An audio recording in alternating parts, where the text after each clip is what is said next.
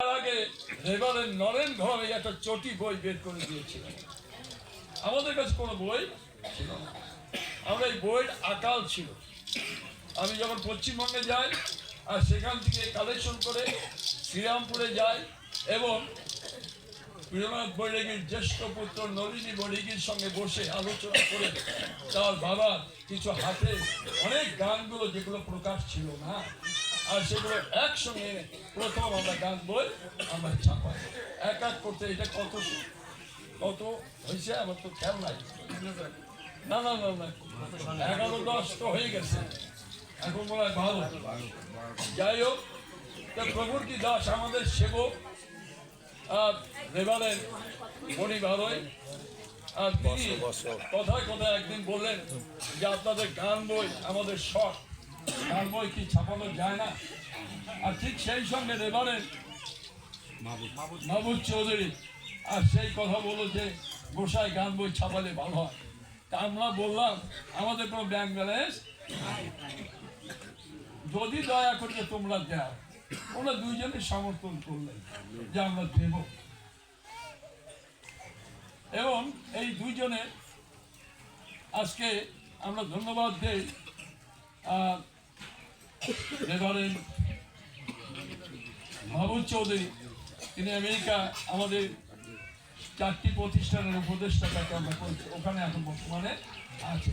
Reverend যে সমস্ত আপনারা ওখানে আছে, এবং রেভারেন্ড পরিবারেও ওখানে যে সভা করে আসে, এবং পর্যায়ক্রমে আমাদের চিন্তা আছে আমরাও যাওয়া আসা করব। শুধু আমেরিকা না, লন্ডনে, কানাডায় আমরা ব্রাঞ্চ করতে যাচ্ছি, এবং এই সারা পৃথিবীতে যেন প্রভুর এই গুণকীর্তন। এই জন্য আজকে ধন্যবাদ দিই যে রেভারেন্ড পরিবারে তার স্ত্রী আর তিনি আসছেন, সেই মা কি বাংলাদেশ আছে এখানে ভিতরে? মা যদি একটু দাঁড়ায় দয়া করে আমরা একটু দেখি কোথায় আছে, আমি খুঁজে পাচ্ছি না। পিছনেই আছে। আনন্দ হালদার তার কন্যা, তিনি প্রার্থনায় বিশ্বাসী ছিলেন আনন্দ হালদার।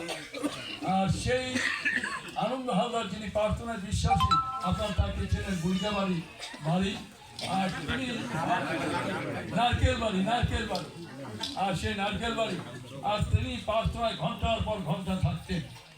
আর তিনি একদিন বিশেষভাবে তার জামাই এখানে আসলো পর, আর আমি তাকে বললাম যে আমরা একটা লাইব্রেরি করতে চাই। আর তিনি বললেন যে ঠিক আছে, দেখে আমার পরিবারের সঙ্গে আলাপ করে, আমার স্ত্রী, আমার শালা আর তাদের সঙ্গে, আর তারা বললো আমাদের পরিবারের পক্ষ থেকে আনন্দ হালদারের নামে আমরা এই লাইব্রেরি, ওই ঘরটা দেখছেন ঘরটা সম্পূর্ণ অর্থায়ন তারা করেছে, এবং আমরা কোনো কিছু বলি না, তারা এটা করেছে। আর আজকে আমরা সেটা পেয়ে আজকে প্রভুর ধন্যবাদ করি। আর সেই সঙ্গে রেভারেন্ড পরিবারে এসে ঢুকে বললো যে এটাও তো আমার ভুল হয়েছে যে আমি একতলা করে, যদি এটা 2তলা বা 3তলা করতাম হয়তো আরো লোক থাকতে। যাই হোক, আমি বললাম সামনে জায়গা আছে। উনি একসঙ্গে বললেন যে মামা এই সবার পর তুমি কাজ শুরু করে দাও, যাতে এই ভক্তরা কষ্ট না পায়। আমি প্রভু ধন্যবাদ দিই।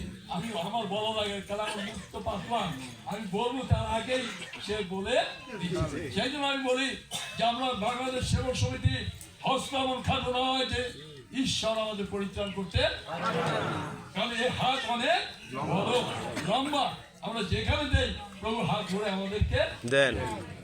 যাই হোক, আর একজন গুণী লোক এই প্রথমবারের মতো আছেন, অন্বেষণ চেয়ারম্যান, দাদাকে অত্যন্ত শ্রদ্ধা করি।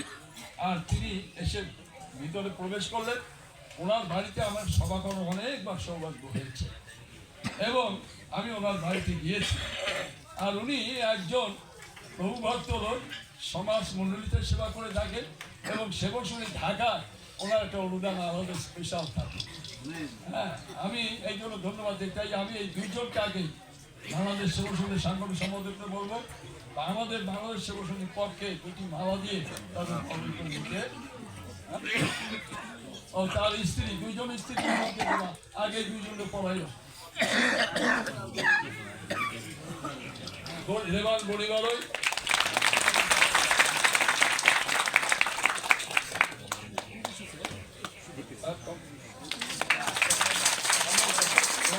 এটা ওনার স্ত্রী এখানে আছে মনে হয় আর পুরুষও দিয়ে দাও এটা আমাদের সেবক সমিতি ক্রোশ আমাদের যে ভাই দিচ্ছেন ক্রোশ এবং বেদি আর তার পক্ষে আমরা এটা ধন্যবাদ জানাচ্ছি। আচ্ছা ওই যে দাঁড়িয়ে নমস্কার দিয়ে বলছে ওই যে দাও ওই যে দাও ওই যে